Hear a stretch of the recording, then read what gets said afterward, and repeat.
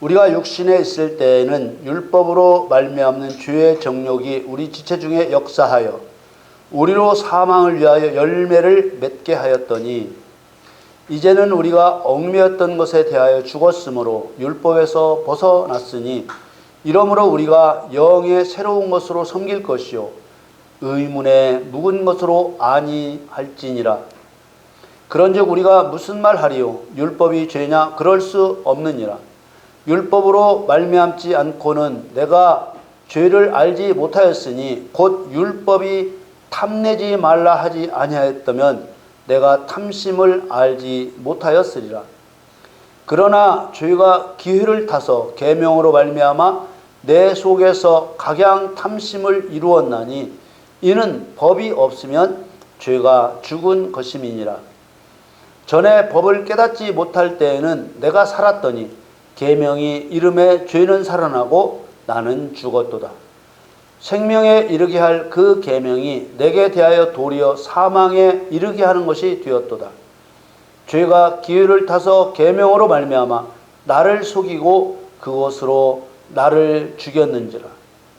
이로 보건대 율법도 거룩하며 계명도 거룩하며 의로우며 선하도다. 아멘. 사랑하는 성도 여러분, 하나님께서 천지 우주 만물과 사람을 창조하신 다음에 사람을 향하여 생육하고 번성하여 땅에 충만하라, 땅을 정복하라, 바다의 고기와 공중의 새와 땅에 움직이는 모든 생물을 다스리라고 명령하셨습니다. 이 명령은 세상을 창조하시고 사람을 창조하신 직후에 하신 최초의 명령입니다.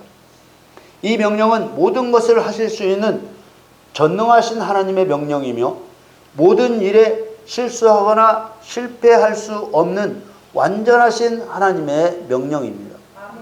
그러므로 이 하나님의 명령은 실패할 수 없는 완전한 명령입니다. 생각을 해볼 때 이 거대한 천지 우주 만물과 사람을 창조하시고 사람에게 하신 첫 명령은 가장 핵심적이고 중요한 명령을 하셨을 것입니다.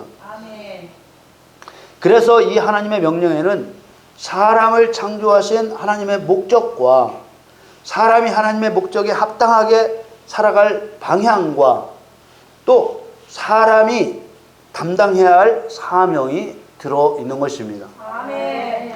율법이란 하나님께서 사람을 향해 말씀하신 하나님의 명령입니다. 성경에 사람에게 하라든지 하지 말라고 한 모든 말씀이 바로 하나님의 명령입니다. 하나님께서 사람에게 하신 최초의 명령은 하라는 명령입니다. 생육하고 번성하여 땅에 충만하라, 땅을 정복하라, 바다의 고기와 공중의 새와 땅에 움직이는 모든 생물을 다스리라. 사람은 이 명령의 의미를 깨닫지 못하거나 명령에 순종하지 않아서 실패할 수 있지만 하나님은 실패하지 않습니다. 이 명령을 사람이 깨닫지 못하거나 순종하지 않았을 때 명령하신 하나님도 결국 실패한 것이 아니냐고 말하고 싶은 사람도 있을 거예요. 그러나 하나님의 율법에는 사람이 실패를 맛본 후에 하나님을 의지하여 다시 승리하게 하시는 하나님의 경륜이 들어있습니다. 정복하고 다스리라는 최초의 명령에 이어지는 명령이 바로 선악과를 먹지 말라는 명령입니다. 이 명령에는 명령을 어겼을 때에는 반드시 죽인다는 형벌이 붙어 있습니다. 창세기 2장 16절 10절 말씀에 여호와 하나님이 그 사람에게 명하여 가라사대 동산 각종 나무의 실과는 네가 임으로 먹되 선악을 알게 하는 나무의 실과는 먹지 말라. 네가 먹는 날에는 정령 죽으리라 하시니라. 그런데 성경의 흐름을 자세히 살펴보면 오히려 이 선악과 범죄를 통해서 창세기 1장 28절로 사람에게 명령하신 그 사명을 지킬 수 있는 길로 나아가게 하시는 것을 볼 수 있습니다. 살펴보면 사단은 하와를 미혹하여 선악과를 먹게 하였습니다. 하나님께서는 사람을 통해 사단을 심판하시려고 하늘에서 땅으로 내어 쫓아 찍어버리셨지만, 사단이 사람을 미혹하여 선악과를 먹게 한 사건이 있기 전까지는 아직 사람과 사단이 원수 관계가 될 일이 없었습니다.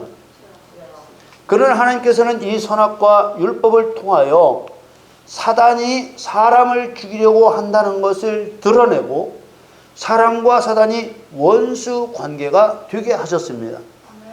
창세기 3장 15절 말씀에 내가 너로 여자와 원수가 되게 하고 너의 후손도 여자의 후손과 원수가 되게 하리니 여자의 후손은 네 머리를 상하게 할 것이요 너는 그의 발꿈치를 상하게 할 것이니라 하시고, 아멘.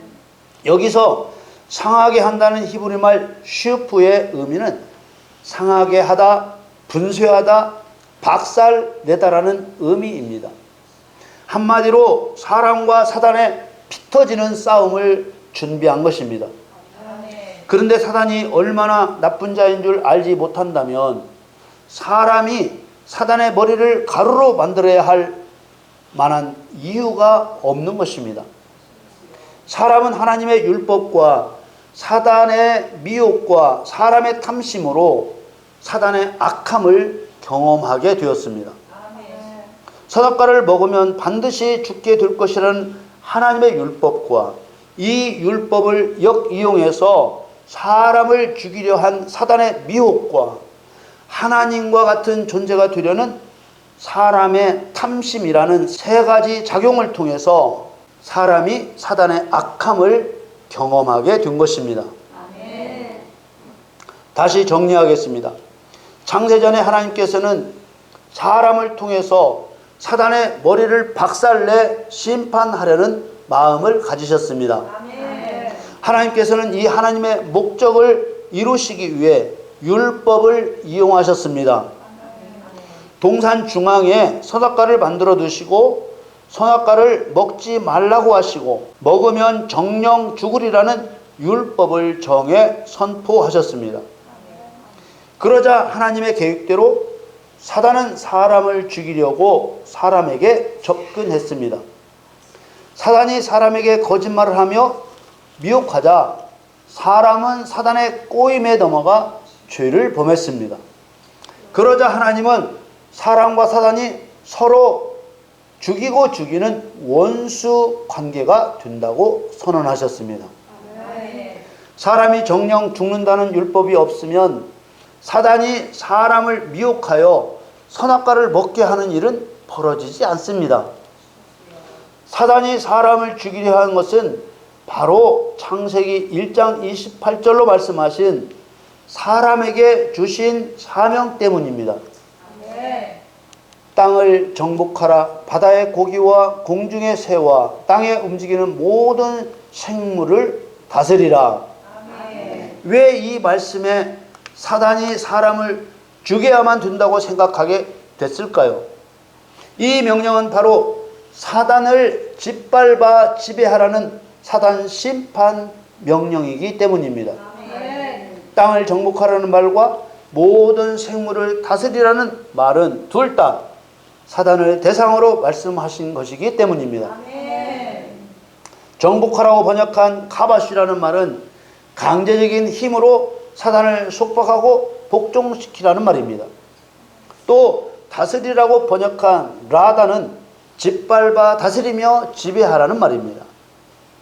사단이 이런 사실을 잘 알고 있기 때문에 사람에게 선악과의 율법이 선포되자 사람을 통해 사단을 심판하시려는 하나님의 계획을 무력화시키려고 사람을 미혹한 것입니다.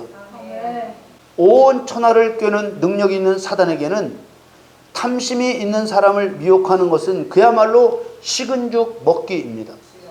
그래서 사단은 사람을 통해 자신을 심판하려는 하나님의 계획을 무산시키려고 사람을 미혹하여 선악과를 먹고 사망에 떨어지게 한 것입니다.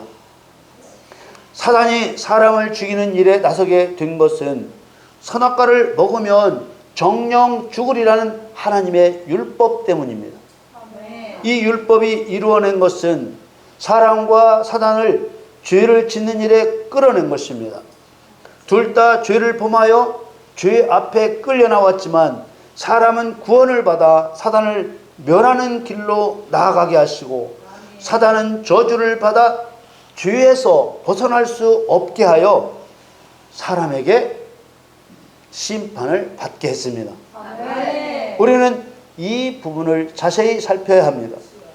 창세기 3장 14절 말씀에 여호와 하나님이 뱀에게 이르시되 네가 이렇게 하였으니 네가 모든 육축과 들의 모든 짐승보다 더욱 저주를 받아 배로 다니고 종신토록 흙을 먹을지니라. 사람을 향해 선포된 하나님의 율법은 사람이 자기 죄를 깨달아 의인이 되게 하는 과정을 통해 사단이 사람을 죽이려 하는 사람의 원수라는 것을 알게 해 주었고 정복의 길에 나서게 했습니다. 다시 창세기 3장 15절 말씀을 봅니다. 내가 너로 여자와 원수가 되게 하고 너의 후손도 여자의 후손과 원수가 되게 하리니 여자의 후손은 네 머리를 상하게 할 것이요 너는 그의 발꿈치를 상하게 할 것이니라 하시고, 우리는 이 한 사건을 통해서 하나님께서 사람에게 율법을 주시는 목적을 알 수 있고 율법으로 일을 행하시는 하나님의 방법을 알 수 있습니다. 사단이 율법을 역이용하여 사람을 죽이려고 사람을 미혹함으로써 수단과 방법을 가리지 않고 죄를 범하게 하여 사람을 멸망에 빠지게 하려는 자라는 것을 분명하게 알게 하셨습니다. 하나님께서는 율법을 통하여 사람이 죄를 범할 수밖에 없게 함으로써 자신 안에 탐심이라는 죄성이 있다는 것을 알게 하셨습니다. 로마서 7장 8절 말씀에 그러나 죄가 기회를 타서 계명으로 말미암아 내 속에서 각양 탐심을 이루었나니 이는 법이 없으면 죄가 죽은 것임이니라. 그리고 사람이 자신에게 탐심이라는 죄성이 있음으로 인해 자기 스스로는 율법을 완전하게 지킬 수 없는 존재라는 것을 알게 하셨습니다. 사람이 사단의 미혹에 빠져 선악과를 먹게 된 것은 하나님과 같은 존재가 되려는 탐심 때문이었습니다. 그런데 사람을 창조하실 때 사람 안에 탐심을 두신 분이 하나님이시라는 사실입니다. 모든 사람을 죄 아래 낮추어 시험하시기 위해 율법을 어기는 죄에 빠질 수밖에 없는 탐심 있는 존재로 사람을 창조하신 것입니다. 그러므로 하나님의 심판을 받게 되어 있는 죄인들이 스스로 율법을 지켜서 의로워질 수는 없는 것입니다. 야고보서 1장 14절 15절 말씀에 오직 각 사람이 시험을 받는 것은 자기 욕심에 끌려 미혹됨이니 욕심이 잉태한 즉 죄를 낳고 죄가 장성한 즉 사망을 낳느니라. 욕심은 탐심입니다. 탐심이란 의롭지 않은 욕망을 말합니다. 타락한 천사가 하나님과 비교하는 마음은 의롭지 못한 탐심입니다. 사람이 선악과를 먹어 하나님과 같은 존재가 되려는 마음은 의롭지 못한 탐심입니다. 마태복음 6장 21절에 보면 네 보물이 있는 그곳에는 네 마음도 있느니라. 사람이 물질과 하나님을 겸하여 섬길 수 없습니다. 물질은 사람의 생존을 위해 사용되고 하나님의 뜻을 이루는 일에 사용하는 도구일 뿐이고 하나님은 우리의 목적이시기 때문입니다. 물질을 보물로 여기면 필연적으로 하나님은 자신의 물질을 채우는 도구로 생각할 수밖에 없습니다. 탐심은 반드시 멸망의 길로 끌고 갑니다. 잠언 23장 4절 5절 말씀에 보면 부자 되기에 애쓰지 말고 네 사사로운 지혜를 버릴지어다. 네가 어찌 허무한 것에 주목하겠느냐. 정령이 재물은 날개를 내어 하늘에 나는 독수리처럼 날아가리라. 하늘에 소망을 두면 이 땅에서 승리하고 천국도 상속받게 됩니다. 아멘. 그러나 이 땅에 소망을 두면 이 땅에서도 패배하고 지옥에 던져지고 맙니다. 이 땅에 소망을 두는 것은 의롭지 못한 욕망입니다. 의롭지 못한 욕망은 탐심을 이루고, 탐심은 죄를 이루고, 죄는 사망을 이루게 되는 것입니다. 사람은 이렇게 탐심으로 말미암아 율법에 매이는 것입니다. 갈라디아서 3장 23절 말씀에 믿음이 오기 전에 우리가 율법 아래 매인 바 되고 계시될 믿음의 때까지 갇혔느니라. 믿음이 온다는 것은 그리스도를 믿는 믿음이 사람 안에 들어올 때까지를 말합니다. 율법 아래 매인 바 되었다는 말은 죄인으로 감금당하고 있다는 말입니다. 이 감금은 사단의 손아귀에 잡혀있는 영적 감금을 말합니다. 이스라엘 백성들이 애굽에서 종살이 한 것은 이 영적 감금의 모형입니다. 계시될 믿음에 따른 율법으로 자신에게 탐심이 있다는 것을 깨닫고 그 탐심 때문에 사단을 정복하고 다스리라는 명령에 순종하지 않고 있다는 것을 깨닫고 자기 죄를 스스로 드러내 회개하는 때를 말합니다. 그러면서 율법은 의로우신 그리스도를 바라보게 합니다.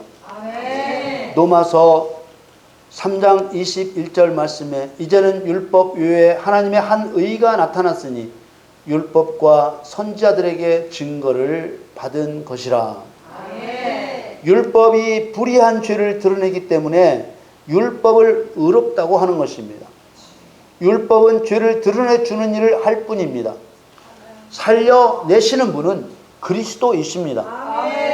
그리스도는 십자가로서 죄인의 죄값을 대신 치러주심으로써 율법을 범하면 정령 죽는다는 율법의 원칙도 지키면서 회개와 믿음을 통해 죄의 속박에서 풀어주고 또 죄인을 의인되게 하여 의를 이루시는 것입니다.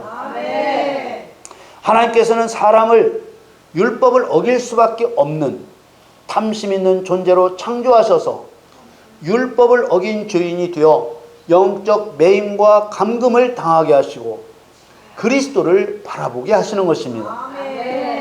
이것은 그리스도를 바라보게 할 목적으로 사람을 죄인이 되게 하셨다는 말입니다. 갈라디아 3장 24절 말씀에 이같이 율법이 우리를 그리스도에게로 인도하는 몽학 선생이 되어 우리로 하여금 믿음으로 말미암아 의롭다함을 얻게 하려 함이니라. 이 말씀이 믿음으로 말미암아 의롭다함을 얻게 하려 했다는 율법의 목적을 정확하게 설명해 주고 있습니다. 그렇다면 사람이 율법을 어길 수밖에 없게 하시고 그리스도를 믿는 믿음으로 의롭게 하신 것은 처음부터 계획된 일이며 의도된 일이라는 것을 알 수 있습니다. 다음 말씀이 그 하나님의 의도를 알게 해줍니다. 갈라디아 3장 26절 27절 말씀에 너희가 다 믿음으로 말미암아 그리스도 예수 안에서 하나님의 아들이 되었으니 누구든지 그리스도와 합하여 세례를 받은 자는 그리스도로 옷 입었느니라. 믿음으로 말미암아 그리스도 예수 안에서 하나님의 아들이 되었다는 것은 전적으로 값없이 베풀어 주신 하나님의 은혜로만 되었다는 뜻입니다. 눈꼽만큼이라도 죄인의 공로가 있어서가 아니라는 것입니다.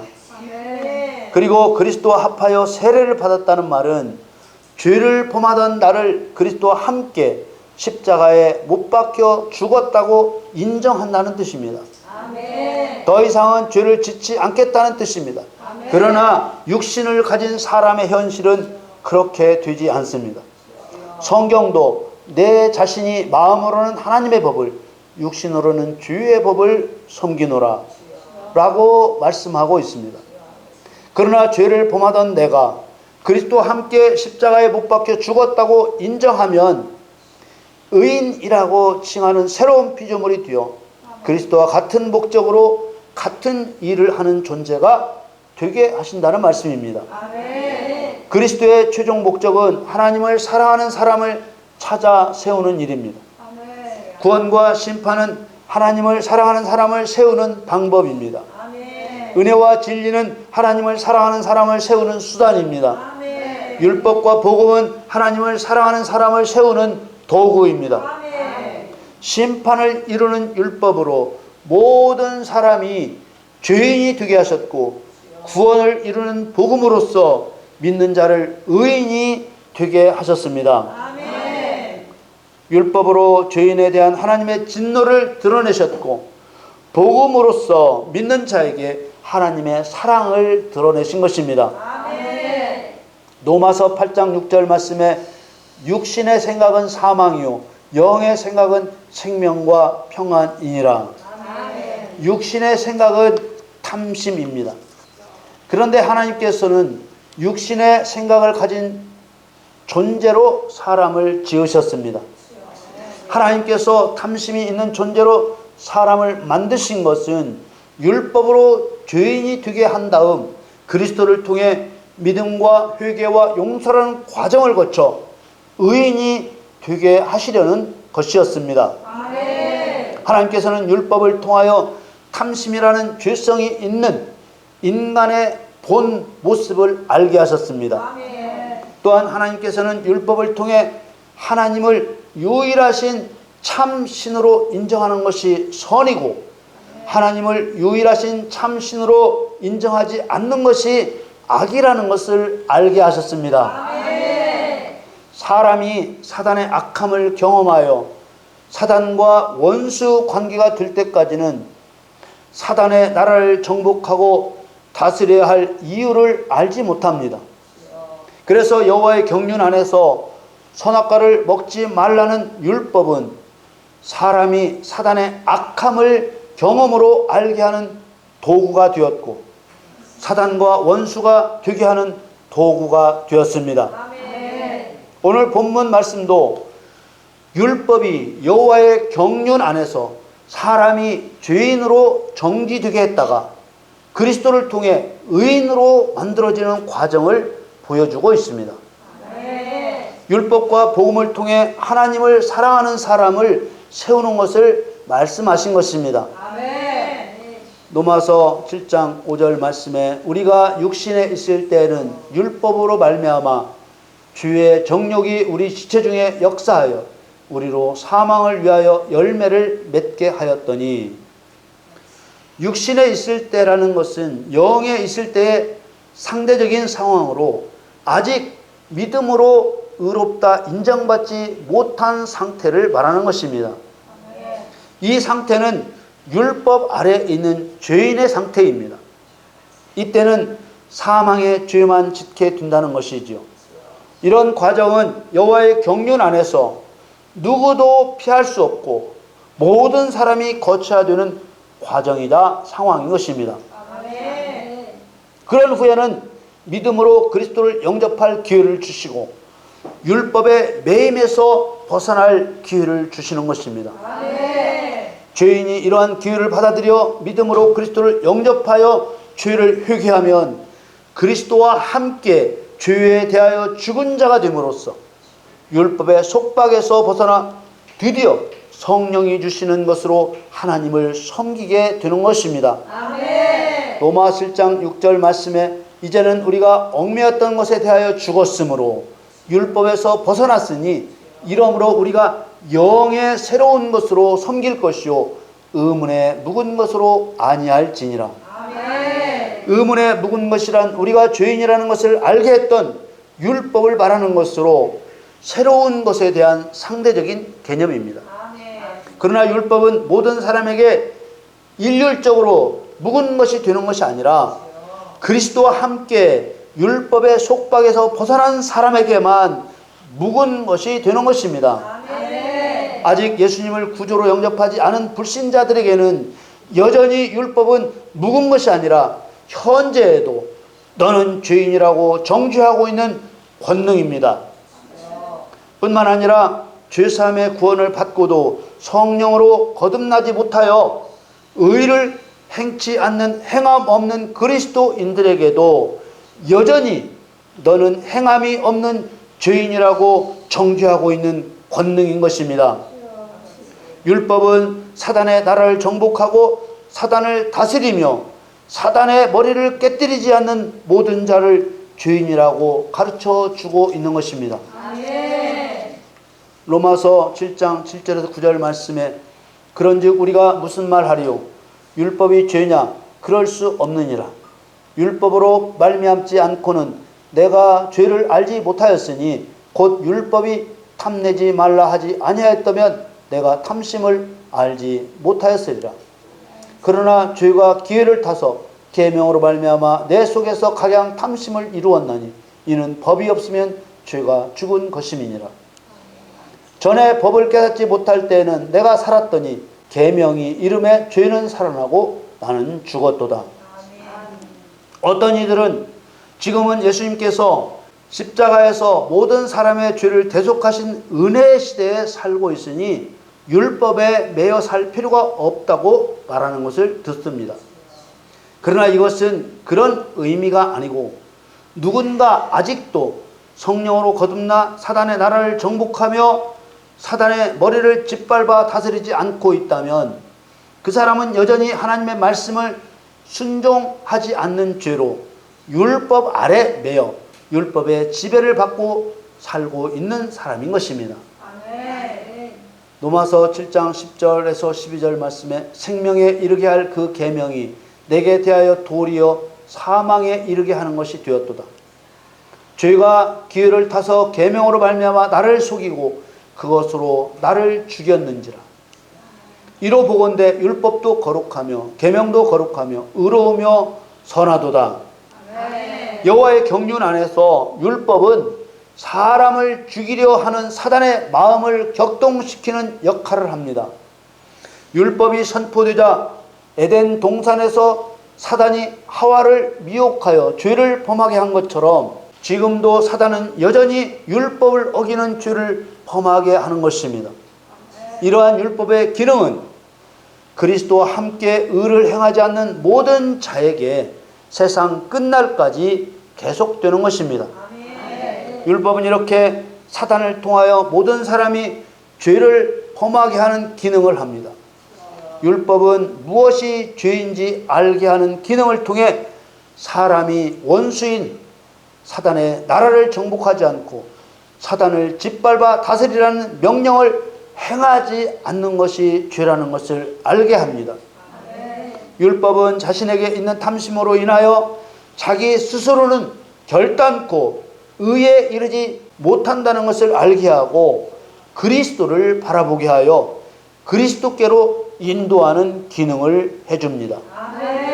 이와 같이 율법은 여호와의 경륜 안에서 계획되어 사단은 심판을 당하고 사람은 구원을 받게 하여 하나님의 영광을 드러냄으로써 사람으로 하여금 여호와를 경외하며 사랑하게 하는 도구인 것입니다. 그래서 율법은 세상 끝날까지 폐하여지는 것이 아니라 그리스도를 통해 죄인을 완전케 하여 여호와의 경륜을 이루어가는 것입니다. 우리는 모두 율법의 권능을 이용하여 우리를 사망에 떨어지게 하려는 사단의 술책을 바르게 깨닫고 오히려 의를 행하여 사단의 거짓말을 폭로하고 진멸함으로써 하나님을 유일하신 참신으로 인정하지 않는 자는 반드시 멸망당한다는 진실을 만천하에 나타내서 하나님께 영광을 돌리는 여러분들이 되시기를 예수님의 이름으로 축원합니다.